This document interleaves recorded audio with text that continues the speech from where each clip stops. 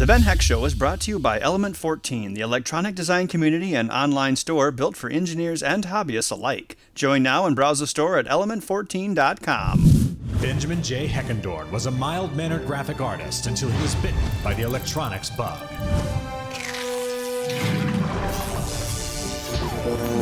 Now, every week he takes on new projects, shares tips and tricks, and answers your viewer questions on The Ben Heck Show. Hello and welcome back to the Ben Heck Show. In today's episode, we'll build a custom case for that ultimate combo system we've been working on. Once we have an awesome case built, we'll show all of the consoles in action. Let's get started. But first, the news. As you probably know, you can register at element14.com for a chance to win many of the projects that we build on the Ben Heck Show. One recent viewer won the double-decker printer, and he lived close enough to drive up and collect it himself. We got some pizza and hung out a while. It was a lot of fun. So register yourself and you may have a chance to win. Now it's time to build the case for this monster console system. Originally I was going to make like a triangle like this with systems coming out to the side, but I think that's going to be a little too complicated, so I'm going to go with a more traditional horizontal stacked layout. Here's our laser cut plate for the Wii itself. This is going to go in the middle. We did this one first because we wanted to use the lighter material. So I'll get the Wii bolted to this, and we have a big air hole here for the Xbox 360, which will be below the Wii.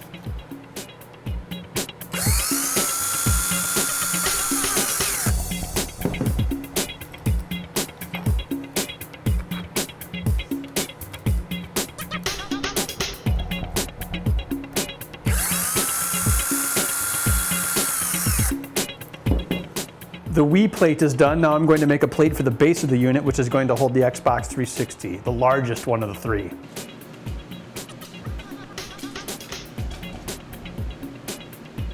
I've lasered mounting holes, which will allow us to line up the Xbox to the plate and keep everything relative.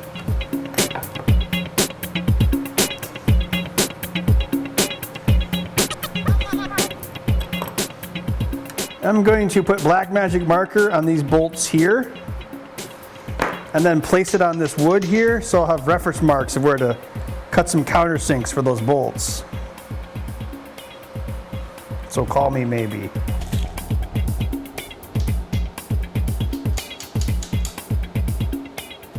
I'm making the layer plates first, so I have a good idea of how they're going to go together. Then I can make the walls, which will actually separate them. So what I'm doing right now is just double checking the height of this fan to make sure there's enough clearance. I'm going to go 2.15 inches between layers.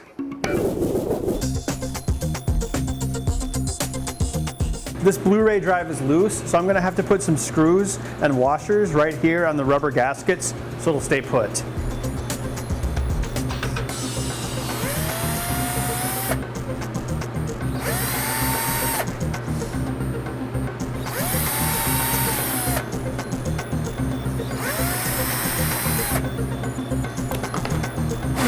I'm going to drill the screws first to make the threads, then I'll laser little discs to hold it in place. Hopefully these stay under the spinning disc. We shall see.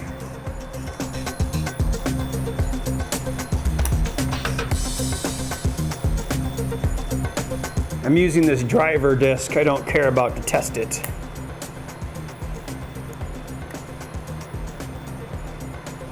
Yeah, it's got about an 1/8 inch clearance. That should be enough. Zoom, zoom, zoom. Now I'm going to attach the PlayStation to its plate. It's an opening here so that when it goes on the Wii, it'll miss the Wii's exhaust fan assembly. I couldn't have the Blu-ray disc right in the center because I had to have enough gap here in order for an HDMI cable to both insert and then still miss the wall. But, you know, what are you gonna do? HDMI cables are kind of cumbersome.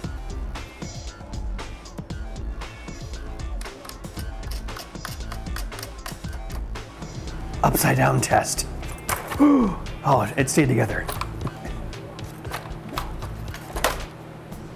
Sturdy. Okay, I got these spacers in the PlayStation to avoid sag, since the PlayStation is heavier than the Wii. So we put The Xbox on the bottom. The Wii goes above that. And then PlayStation goes above the Wii.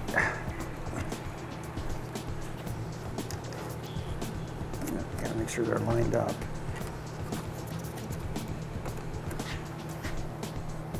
So what we're doing here is we're just making sure the subframe is accurate. And if we know that works, then we can make the cool looking shell around it. There's so many connectors. Audio-visual adapters. Backplane connectors. Shuckier. Memory sockets. Coaxial. It's hard to keep them all straight. These are miniature. Fiber optic. I/O. RF. There's basically a bajillion of them. Like this and this. So many. I can't even name them all.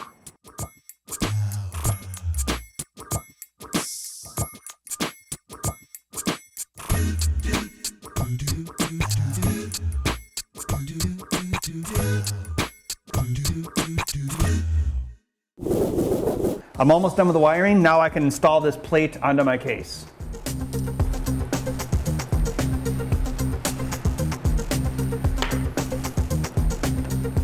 This maple looks so nice. And you can make syrup out of it. Oh wait, no, this is walnut, not maple.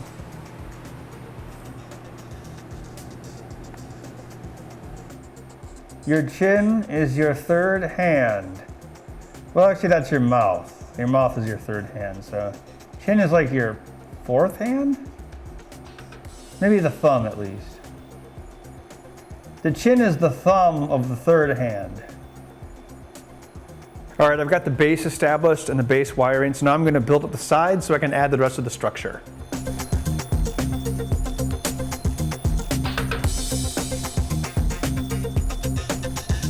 We have to build this in such a way that it can be taken apart because there's a lot of wiring that has to be strung throughout this device. If you change your mind, I'll be first in line. I'm still free. Oh no, that's an ABBA song. The laser can cut things out, but can also raster images. And what I did with this piece was I just rastered like a grayscale, which creates a dot pattern, and that'll be great for diffusing the light from the ring of light. So here's our wiring area for switching the consoles. We have our lights coming in here from our switching module. We have our ring of light here for the Xbox 360. And there's plugs here. I have one plugged in already for the Xbox. This is where we're plugging the eject and power buttons for both the PlayStation 3 and Wii U. You know what? I'm just going to ditch that wire. Let's see, ground, white,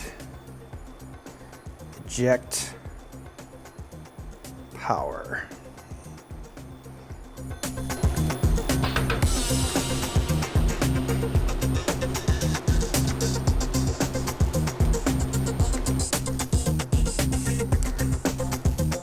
So lift up this upper section. Yeah, if you just keep that upper section up for a second. Oh, of course there's a wire stuck there. Wait, no, I guess that was just my imagination. It's just my imagination running away with me. Now I'm attaching these walnut sides to it so it'll look nice. But I want to make sure I don't get glue on the interlaced crevices or on the screw holes. My panels have, openings for the screw holes. So the idea is, these are just trim. We don't want this to prevent it from being, taken apart. Always build things you can take apart. All right, now I'm going to cut mirror images of those panels and glue them on this side. See, I've got all sorts of air holes too. You never have enough air holes. Unless you're building a submarine, of course. I need more wood. Okay, I'm going to put the panels on this side. Again, I want to make sure I don't get any glue on these tabs here, because I can still take this unit apart as long as these tabs are loose. But if I get glue in them, I can't. So I had to make sure I only get glue on these light colored surfaces here. And we don't want to use too much glue because when we squish it, the glue will compress out and then possibly get into the crevices. So you don't need much. Wood glue on wood is kind of like a broken bone. It actually becomes stronger than the rest of the wood around it once it's glued. Kind of like how your broken bones get stronger. I don't know, I'm not a doctor, I've just heard that. Now we just gotta put the lid in place. It also has the hinged lid for the Blu-ray drive, since the PlayStation is not slot loading. See, our Blu-rays go right there. All right, there you have it. We took an Xbox 360, PS3, and Wii U and put them all into one combo unit, just like you've all been asking for. Now that it's done, I'm ready to play some games. I'll put in the disc. I gotta have Batman around here someplace. I know I have it here. I'm Batman. What comes out of a gun? Injustice. Really locks in the flavor. Gotham will be protected by me. Come on, that's a pretty decent impression. Ugh, I'm Batman. I'm Bruce Wayne. Ugh, no! It's okay, Bruce Wayne has really good health insurance. What is this game? Oh, ha ha ha. This is good thing. Ha ha ha. Oh, you're still here? Well, I'm gonna play some video games, so bye. My rave today is that the PlayStation 4 was finally announced. It's no secret that I feel this console generation has gone on far too long, and it's good to hear new systems are coming. And as a PC gamer, I'm glad my video card will finally get a workout after years of running upscaled console ports. I do have some rants though. While I'll buy it day one regardless, it's too bad BioShock Infinite couldn't be a next-gen title. Second, why do all these consoles want to fill our living rooms with cameras? Kinect's best function is as a microphone. One cool feature though would be to detect if a person is sipping a drink and then prevent a revive in an action game if they are. I don't know how many times a free died because of that. There you go, game companies, free camera idea.